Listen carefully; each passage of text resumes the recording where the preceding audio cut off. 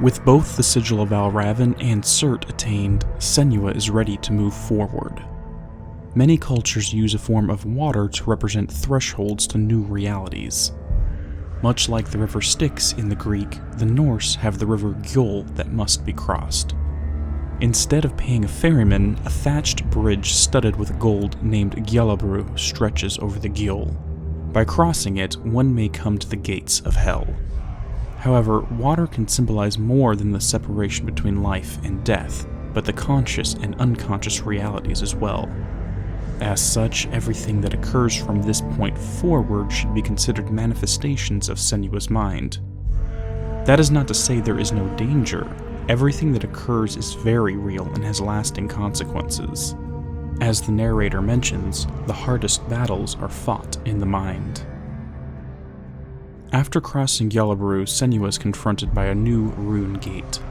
This one is interesting because the location of the runes in the environment is thematically relevant. The hanging debris forms the basis for this trilogy of runes. By looking at the same object from different perspectives, one is able to see the world differently and learn new things. While some of these runes are not as thematically linked as those on the Trial of Cert, individually there are connections to Senua's story. The first of these runes can be interpreted to have a connection to Senua's parents. Othala means homeland or inheritance and represents ancestral spiritual power. On the earthly tier, one inherits an estate, money, or land from those in the family who came before them. On the spiritual level, it informs us that we embody the wisdom, virtues, and sins of all that came before. By recognizing this, the energies found in the Othala rune allows us to learn from the experiences of one's ancestors. It is also a reminder that we pass along things to those who come after us. Senua meets the faces of Galena, who attempt to pass on wisdom to her daughter. However, the voice of Zimbel has only led to corruption. Even if one inherits a lineage of wickedness, all it takes is one to create something better. Aided by honorable ancestors and rejecting the dishonorable, Othala means we take responsibility for our own destiny. Skipping to the end, we find the rune Gebo, which translates to gift. This has several meanings ranging from physical gifts, marriage, or the reward given after sacrifice. The ritual of marriage involves the exchange of rings, both parties giving something of themselves to the other.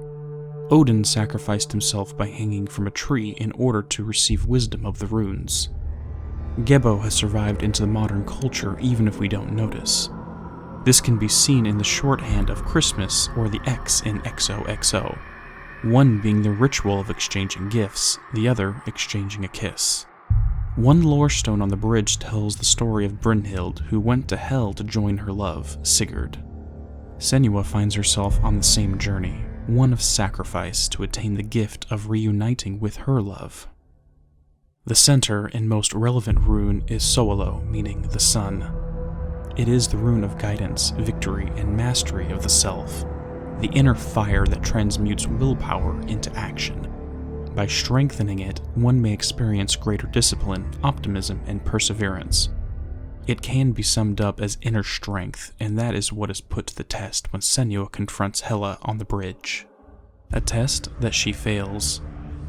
When the Giantess of Death appeared, we witnessed the warrior's courage falter.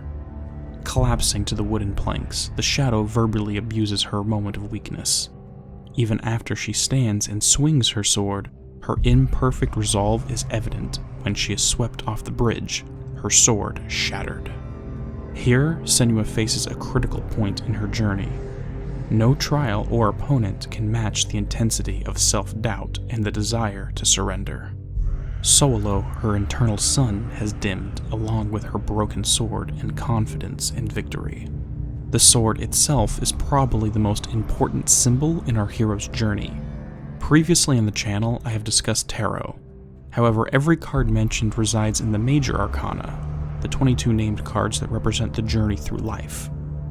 The minor arcana consists of 56 cards divided into 4 suits, much like a common playing card deck: pentacles, cups, wands, and swords.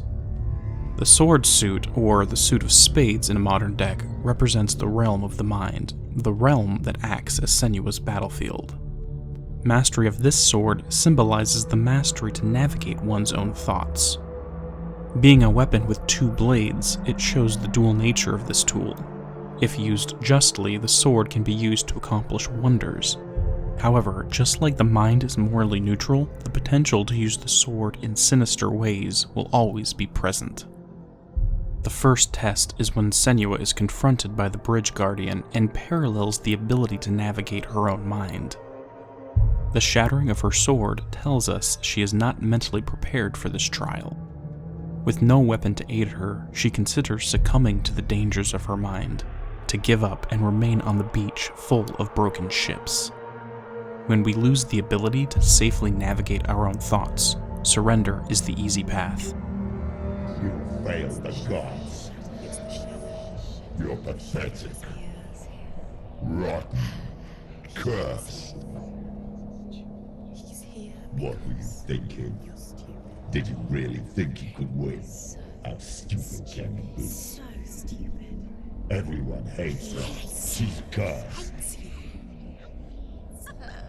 The shadow hates. Look at you. A warrior. Worthless. Weak. Pathetic. Go on. Feel sorry for yourself, because there's no one left to do that for you. Everywhere. What's that? Take it. If you're too much of a coward to fight, then end the suffering. Broken and lost. Just like your sword. Come on.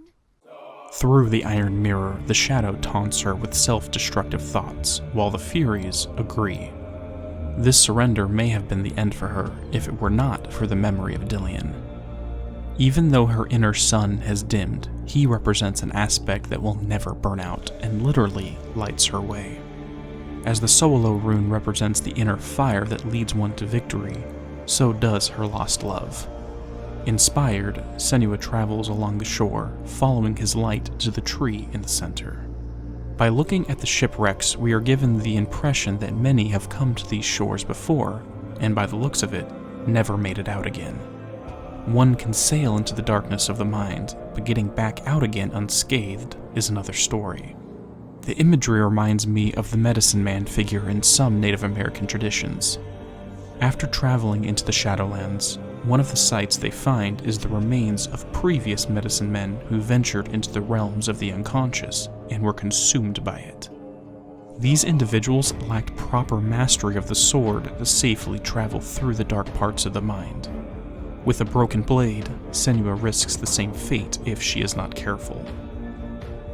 Guided by the memory of Dillion, our lost traveler arrives to a tree with a sword piercing the bark. It is here that Senua receives guidance on how to proceed. Mirroring the adventure of Sigurd, Senua is tasked with reforging the sword by attaining 4 shards. Each is guarded by a trial, one that forces her to confront different dangers from her mental world. By completing these, she attains greater mastery of her own mind. As her mental ability strengthens, the sword, a symbol of the ability to navigate the mind, will be reforged. Her quest for a new sword coincides with her psychological journey to come to peace with her own psyche. Before attaining the sword, the 4 shards must be claimed. What illumination can she glean from these trials? We will have to wait until the next video before diving into the first, the Trial of the Labyrinth.